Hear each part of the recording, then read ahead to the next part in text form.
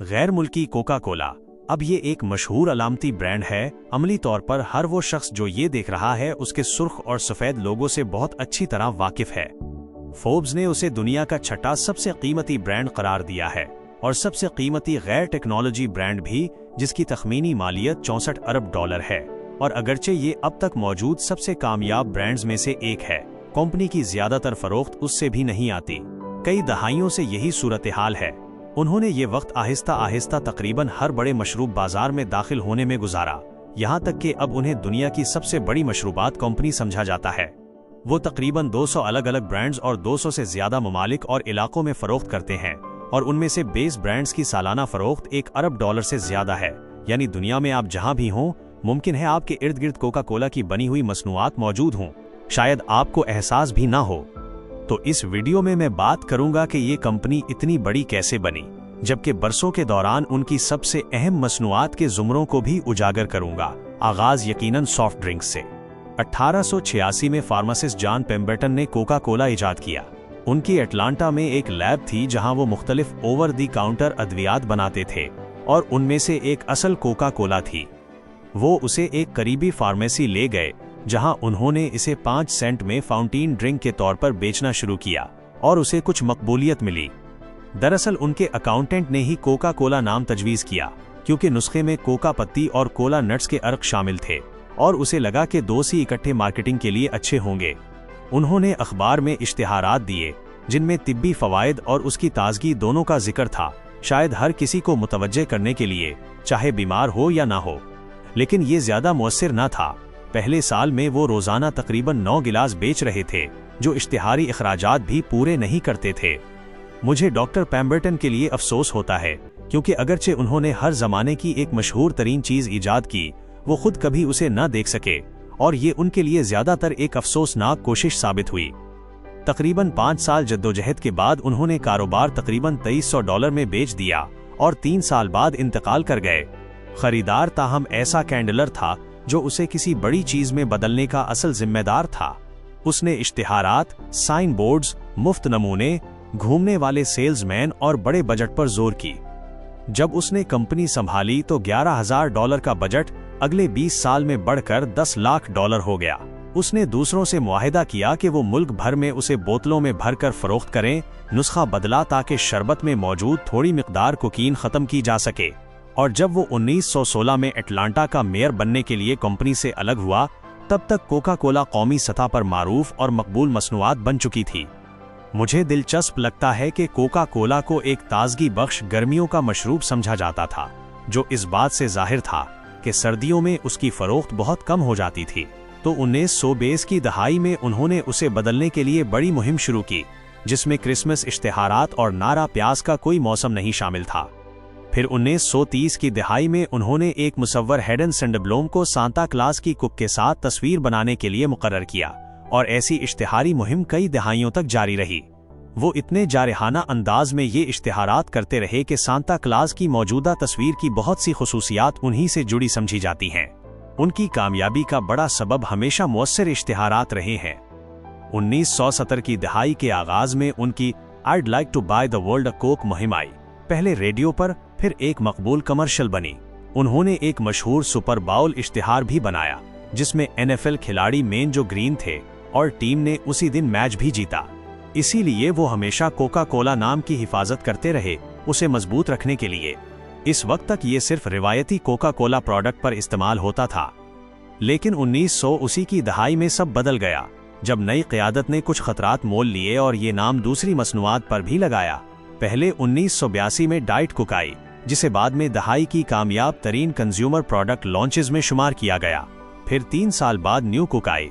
वो अलग वीडियो का मौजू है, लेकिन उसे दहाई की बदतरीन प्रोडक्ट लॉन्च समझा गया। इसी साल चेरी कोक भी आई। फिर वो किसी बड़ी नई चीज पर ये नाम लगाने से हिचकिचाते रहे, यहाँ तक कि 2000 की दहाई के आगाज में वनीला कोक और फिर कोका कोला ज़ीरो मुतारिफ कराई गई।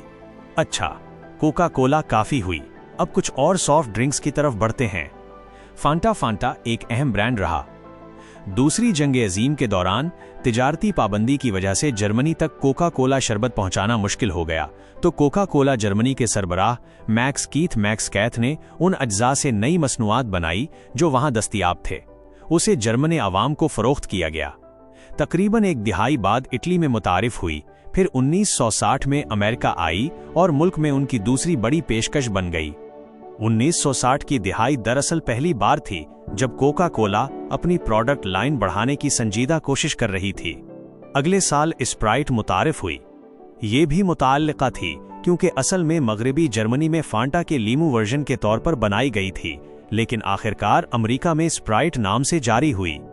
ये नाम एक किरदार स्प्राइट बॉय से लिया गया जिसे वो 1940 की दिहाई से कोका कोला मार्केटिंग में इस्तेमाल करते थे।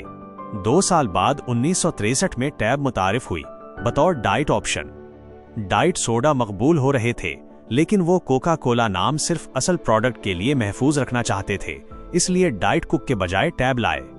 लेकिन जब डाइट कुक आए तो टैब की मकबूलियत कम हो गई और 2020 तक उसे बंद कर दिया गया। फ्रेस्का भी 1960 की दहाई का एक बड़ा नाम था। बॉक्स रूट बियर ब्रांड और इस वक्त मुल्क की 8वीं बड़ी मशरूबात कंपनी 1995 में खरीदी गई, जिससे ये अमेरिका में किसी कार्बोनेटेड ब्यूरेज बनाने वाली कंपनी की उनकी पहली खरीदारी बनी। उससे पहले बाकी सब अंदरूनी तौर पर बनाए गए थे। और आखिर में 1999 में उन्होंने कैडबरी श्वेप्स की 155 ममालिक में सोडा बिजनेस $700 मिलियन में खरीदी, अमेरिका के अलावा। इसमें मुताद्दिद बड़े ब्रांड्स शामिल थे जैसे डॉक्टर पेपर। वाज़ेह है कि कोका कोला सॉफ्ट ड्रिंक्स में बहुत बड़ा किरदार रखती है, लेकिन बात यहाँ खत्म नहीं होती। अगला जुमरा है जूसेस। 1960 में उन्होंने मिनट मेड को $61 मिलियन के स्टॉक मुआहदे में खरीदा। ये अहम सौदा था क्योंकि सॉफ्ट ड्रिंक से बाहर इनकी पहली बड़ी पेशरफ्त थी। मिनट मेड ज्यादातर अपने ऑरेंज जूस के लिए मशहूर है। कोका कोला का हिस्सा बनने से पहले वो अमेरिका में फ्रोजन कंसंट्रेटेड ऑरेंज जूस बेचने वाले पहले थे। कोका कोला के तहत उन्होंने बोतलों में तैयार जूस मुतारिफ करवाया, जो ग्रोसरी स्टोर्स में बहुत कामयाब हुआ।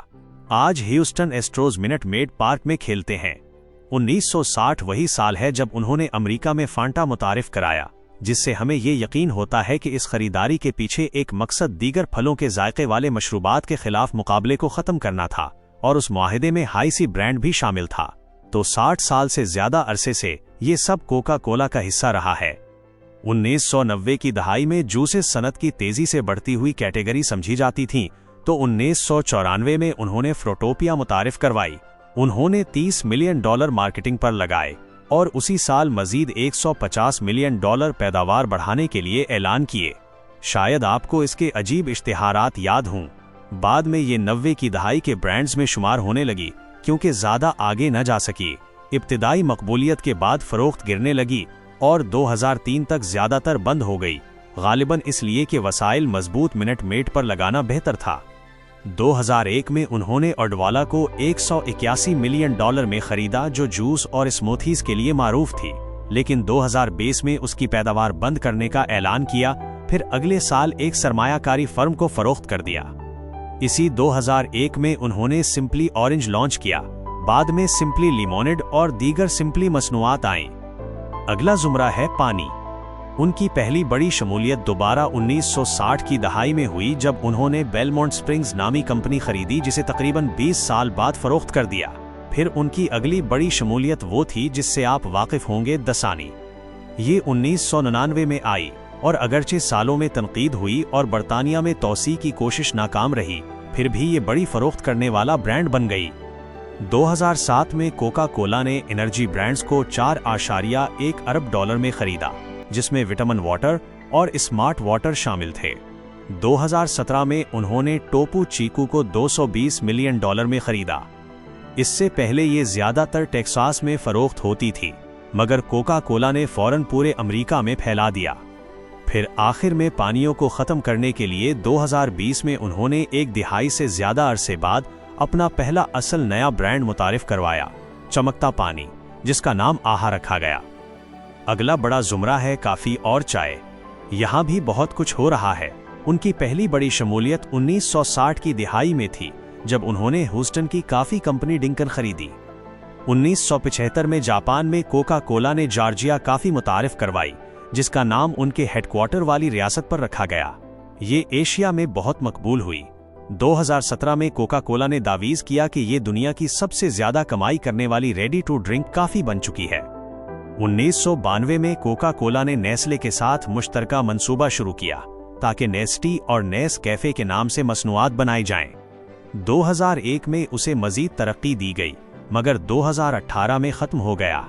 फिर 2006 से उनके चाय के शोबे में बहुत कुछ होने लगा। पहले गोल्ड पैक टी आई। अगले साल उन्होंने फ्यूज बेवरेज कंपनी को $250 मिलियन में खरीदा, जो फ्यूज टी के लिए मारूफ थी। अगले साल उन्होंने आस्ट टी खरीदी, पहले 40% हिस्सा, फिर बाकी भी।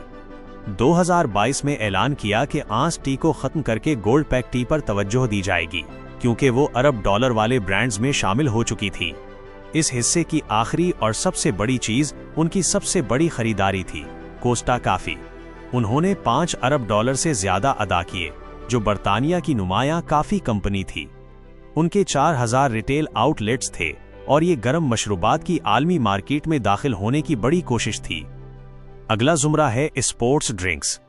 मुझे मालूम है कि हम तकरीबन हर चीज का इहाता कर रहे हैं, लेकिन 1988 में उन्होंने पावरेड मुतारिफ करवाई, जाहिर है गेटोरेड का मुकाबला करने के लिए, लेकिन कभी उसके बराबर न पहुंच सकी। 2002 में पावरेड ऑप्शन आई, कम कैलोरी ऑप्शन के तौर पर। फिर 5 साल बाद उसे पावरेड 0 से बदल दिया गया। 2020 तक उसकी मजीद अक़साम भी मौजूद थीं। मजाक नहीं उड़ा रहा, लेकिन पावरेड गेटोरेड का मुकाबला करने में इतनी नाकाम रही कि एक नए हरीफ बॉडी आर्मर से भी पीछे तीसरे नंबर पर चली गई।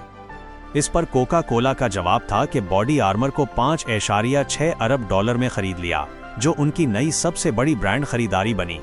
आखिरी जुमरा सिर्फ मुख्तसरन जिक्र करूंगा, क्योंकि ये बाकी सबसे बहुत मुख्तलिफ है, तफरीह। अब हम वाकई हर चीज का इहाता कर रहे हैं। 1982 में, इसी साल जब डाइट कोकाई और कंपनी कुछ रिस्क ले रही थी, उन्होंने कोलंबिया पिक्चर्स को $750 मिलियन में खरीदा। ये वो फिल्म स्टूडियो है जिसे आप मशल थामे खातून से पहचानते हैं। कोका कोला इसकी मुकम्मल मालिक बन गई। वो तनव्वो लाना चाहते थे। उन्हें लगता था फिल्म इंडस्ट्री में बहुत सलाहियत है और वो समझते थे कि उनकी मार्केट रिसर्च फिल्मों में मदद देगी। उन्होंने अपनी मलकियत में बड़ी फिल्में भी बनाए, जैसे गांधी, जिसने बेहतरीन फिल्म का अकेडमी अवार्ड जीता। जी हाँ, तकनीकी तौर पर कोका कोला ने ऑस्कर जीतने वाली फिल्म बनाई। उन्होंने ट्राई स्टार पिक्चर्स बनाने में भी मदद की। इसे ट्राई स्टार इसलिए कहा गया क्योंकि कोलंबिया ने HBO और CBS के साथ मिलकर उसे बनाया। बाद में कुछ पेचीदा लेन देन हुए, लेकिन 1989 तक वो तफरीही शोबे से निकल गए, जब सोनी कोलंबिया का नया मालिक बन गया। तो ये रही मेरी फहरिस्त, जो मेरे ख्याल में बरसों के दौरान कोका कोला के सबसे अहम या दिलचस्प हिस्से थे। वाज़े कर दूं कि ये मुकम्मल फहरिस्त नहीं, मैं तमाम 200 मसनूआत का जिक्र नहीं कर सकता था, इसलिए और भी बहुत सी कामयाब चीजें हैं। बस ग्रोसरी स्टोर जाएं, लेबल गौर से देखें और आप समझ जाएंगे कि मैं क्या कह रहा हूं। लेकिन इससे पहले कमेंट्स में बताएं कि आपको कोका कोला के बारे में क्या लगता है। क्या ये आपके ख्याल से ज्यादा बड़ी निकली? क्योंकि मैं तसव्वुर नहीं कर सकता कि आपको ये सब मालूम होगा। कुछ चीजें ऐसी हैं जिनकी तवक्को नहीं होती, मगर वो दुनिया की सबसे बड़ी मशरूबात कंपनी है, तो शायद अब हमें किसी चीज पर हैरान नहीं होना चाहिए। उनकी बनाई हुई आपकी पसंदीदा मसनूआत कौन सी है? क्या वो खुद कोका कोला है या उनमें से कोई और? आपने शायद महसूस किया होगा कि उनके सबसे बड़े हरीफ पेप्सी का इस वीडियो में जिक्र अजीब तौर पर नहीं था। ये जानबूझ कर दिया था, क्योंकि मैं इसे मुकम्मल तौर पर कोका कोला के बारे में रखना चाहता था और उनकी रकाबत वाले पहलू अलग वीडियो के लिए महफूज रखना चाहता था। तो बताएं, क्या आप वो वीडियो देखना चाहेंगे? और कोका कोला कंपनी या मसनूआत के बारे में आपके जो भी ख्यालात हों, कमेंट्स में जरूर लिखें। मैं सुनना चाहूंगा। देखने का शुक्रिया।